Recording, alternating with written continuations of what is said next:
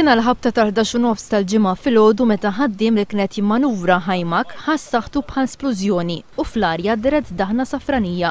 Il-ħaddiem James Bonavija ta' 37 sena mix-Xemxija ma sofra ebda ġrieħi. Bl-impatt ġebla mdaqsa spiċċat biex taret għal ġo triq.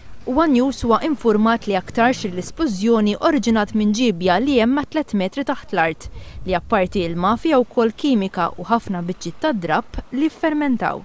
Jidher li l-ġibja li aktarx kienet hemm b'mod illegali kienet magħluqa kompletament bil-konkrit u allura dan ħoloq pressjoni żejda b'konsegwenza li seħħet l-isplużjoni.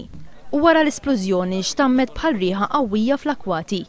Fuq il-post inġabru pulizija, membri tal-Protezzjoni Ċivili u rappreżentanti mill-Awtorità tas-Saħħa u s-Sigurtà fuq il-post tax-xogħol fejn ittieħdu kampjuni tal-likwidu maħżun fil-ġibja għal aktar testijiet. Fil-post li fih seħħet l-isplużjoni u li llum huwa sit ta' kostruzzjoni fejn qed jinbena il-Bio Malta, fl-imoddi kien hemm il-Malta National Laboratory li fih danu kien jilqa' l-laboratorju tad-Dipartiment tal-Forensika.